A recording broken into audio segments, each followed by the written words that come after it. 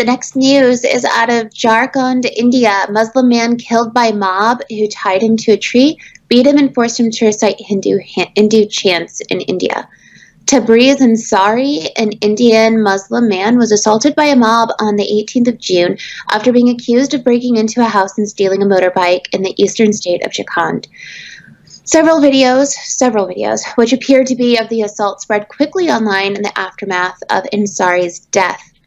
One clip allegedly shows members of a crowd beating the man with sticks, according to the Telegraph in India. In another, the mob can be heard forcing the 22-year-old to chant Shri Ram and Hanuman. The chants mean victory to Lord Rama and victory to Hanuman. They're traditionally performed by devout Hindus. Rama and Hanuman are both Hindu gods. Multiple Indian papers said the police officers did not record the alleged assault in their incident report. He was taken to the hospital in the city of Jamshedpur, but was declared dead on arrival, according to the Indian Express. One person has been arrested. So for anyone who wonders, Armin and I have been seeing this more and more lately. Anytime we talk about Hindu extremists, how they are killing Muslims in India, they say you're lying. This isn't true.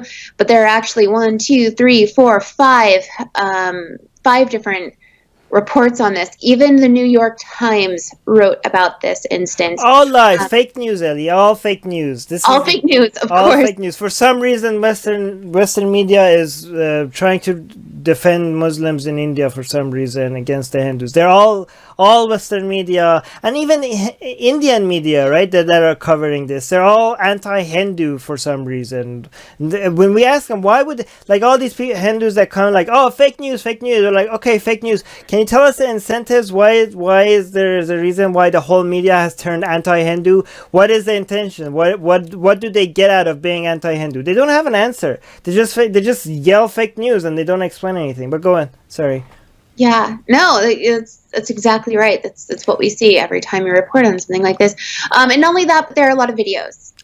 They're still going around, and one that we won't show because it shows them actively beating the person. You can see the video in the article that we linked, but yeah, it's not anything. Yeah, I wanted to show the video. I watched the video. It was too bad. It was too horrific to show. They beat the shit out of this guy, and then he killed him for the crime of being Muslim, right? Right. For the crime of being Muslim.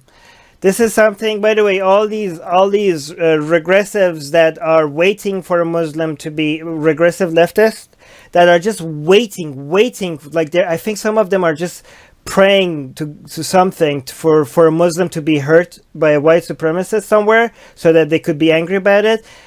None of them mention this, right? No, None of them that I know, at least the ones that I follow, they don't mention this because it's not the right people. They don't care about Muslims, right? It's not, if a Hindu kills a Muslim, the guy, he's brown too, so we can't care about it. It has to be white person. A white person has to kill a Muslim so we could talk about it. Damn it, why does it have to be a brown person? So they don't talk about this because they don't care about Muslims, right? They just want to be anti-white supremacy. They just want to be, anyways, I don't care. So this is not the right enemy. But again, the rise of the alt-right is happening mostly in India, and it's Hindu alt-right. It's Hindu nationalism. It's a fucking disease, and it's growing, and this is not a small thing. This is, when we talk about India, it's sometimes people, I always have to emphasize this.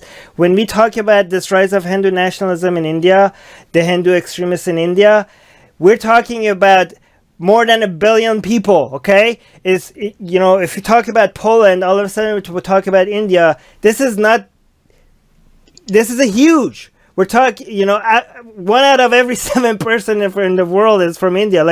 Every news that is covered here, I think it should be highlighted the most because what's happening, even though Muslims are a minority in India, it's one of the largest Muslim countries in the world because India is so big that the minority Muslims are still big. They have more Muslims than most other countries. So there are a lot of people here that are being victims based on Hindu nationalism. This is turning into an ethno-state where Muslims are second-class citizens. So these leftists that want to pretend that they care about minorities, maybe you should start talking about India. Now they're saying, I love you guys. I would love to stay, but I'm going to work. Keep up the good work. Thank you for the super chat, Nada. That's very kind. That's very sweet. Thank you. Have a good day. Let me see. What are the chances that we're going to see somebody saying this is fake news? Nupar is saying, with our great leader, Nomo, we will get to see a lot more of this. Yeah, I think, unfortunately, we're going to see more and more of this in India. Rahul saying, this page might be so happy right now. It's very rare they get a chance to blame Hindus. They will utilize this opportunity to build a narrative. Good job. So Rahul is a Hindu apologist that thinks we're happy that this is happening to a Muslim.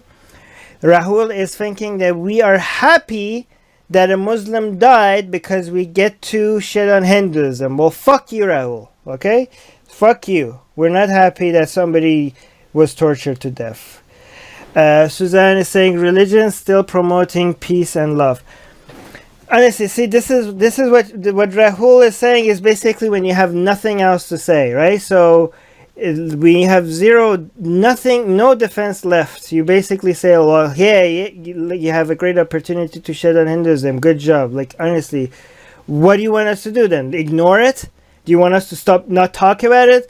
Do you want us to, like, if Muslims are being oppressed in India because of their beliefs, do you want us to stay away from it because what is it? It makes you think like it's a good opportunity to shut on Hinduism. Let me tell you something. Hinduism is bullshit whether they kill people or not. Okay, we don't need. If we wanted to make Hinduism look bad, we just have to read their beliefs here for you, okay? That's all you need. You don't need to actually for them to commit crimes. You could just go over their belief system, and that we would have enough opportunities. Their books already provide us shitload of opportunities for us to make them, to show you how ridiculous they are. We don't need people dying for Hinduism to be ridiculous because Hinduism is ridiculous by its nature, okay? We report on this because we would be hypocrites if we cover Muslims killing people and we don't cover Hindus killing people for their beliefs, okay? We would be hypocrites if we cover Christian extremists, if we cover Muslim extremists, if we cover Jewish extremists, and we don't cover Hindu extremists, then we would be hypocrites. That's why we cover this, Rahul. Go fuck yourself. Aki is saying something that I am sad to listen to being an Indian. No, Aki, being an Indian you shouldn't be more or less sad than this because you're Indian. Please, nobody I'm ashamed of being an Indian. That's fucking bullshit, okay? If you're an Indian, you have no responsibility for this crime, okay? Don't be proud of things that other people have done because they're from the same country as you are.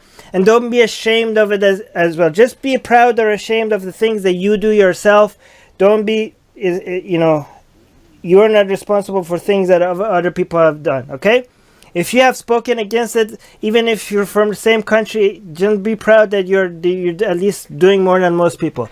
Soraya is saying, Hindu terror is true since forever. Hindu nationalism suppress Dalits' voice. Is that how you say Dalits? The outcasts?